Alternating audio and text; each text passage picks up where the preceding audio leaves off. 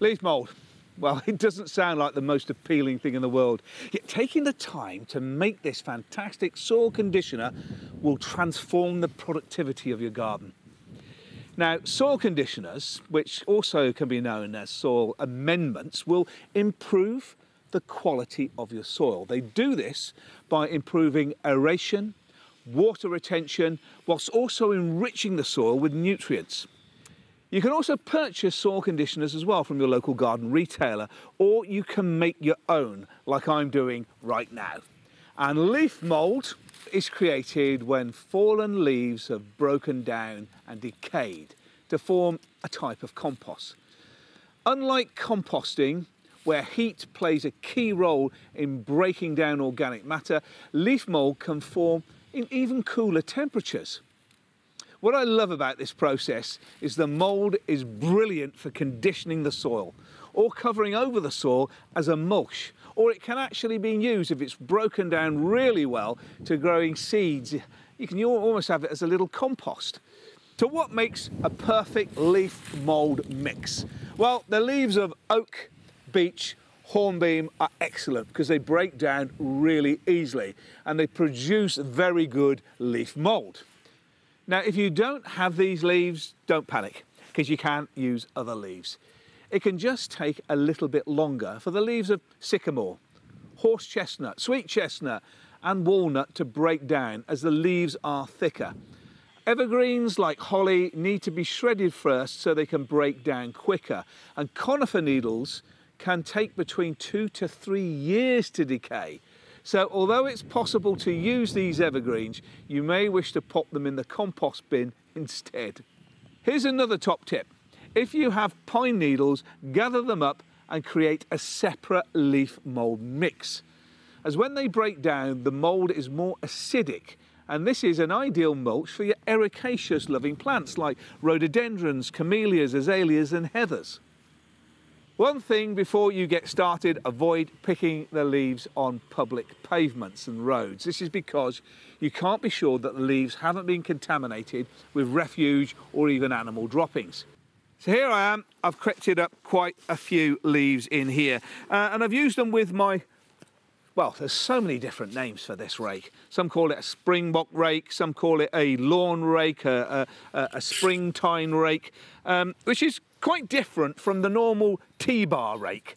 Now the T-bar rake, if you were using this to collect leaves up off the grass, would dig into the grass. It's really used for cultivating vegetable beds or borders and the like because it breaks down soil. So it's more of a soil rake than this one here, where the tines on this is almost like a hairbrush. It rakes through the different blades of grass and it helps you rake up both moss and leaves from the lawn. So if you are going to use a rake to pull one up, you really need one of these little babies. And look at this collection. You know, as a horticulturalist, I see the beauty in every leaf, whatever stage. I've got quite a selection of different types of leaves here that I've collected.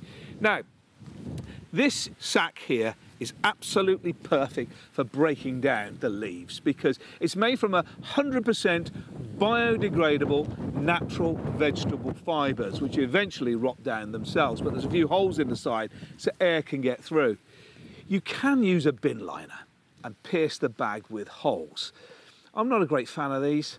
I much prefer bags like this because not only is it made from natural materials along with the leaves, and the holes in the bag around the outside help to keep the mix moist. Remember to keep an eye on the bags and especially the mix that you're putting into it because weeds are very fond of this material, thank you very much, and they'll start to grow in with the leaf mould, so make sure it's just leaves that you're putting in. And once your leaf mould is ready, how can you use it in your own garden? Well, for a start, you can use it at the start of the growing process as seed or sowing compost. Well-rotted deciduous leaves turn into a fine, crumbly compost, which can be sieved and used for sowing seeds. It can take between 18 months and 2 years to reach this stage, but it's well worth the wait. Or it can be used as a mulch or a soil improver. Leaf mould that is less than 2 years old can be used as a mulch for your flower borders or applied thinly to lawns in the autumn as a top dressing. Mulch just means any material that you apply over the surface of the soil. After mulching, bear in mind that you may need to water plants a little bit more than usual to get the moisture right the way through the mulch and down into the roots. This is because you've effectively made the soil deeper. And with bags like this, the best thing is you don't have to do anything. Nature will do it for you. I get sacks like this and I dump them in the space behind the garage or over by the shed or in the corner, just somewhere that's out of sight. And then slowly, as the weather warms and cools, all the microorganisms will naturally be breaking down the leaves. It is free. You're collecting it from your own garden. You don't have to do anything more than just position it round the back somewhere hidden and let nature do the rest. And it really will make a big difference. Putting the effort that you need with items, natural items like this, that rot down back into your soil, you're helping your garden grow. Thanks for watching.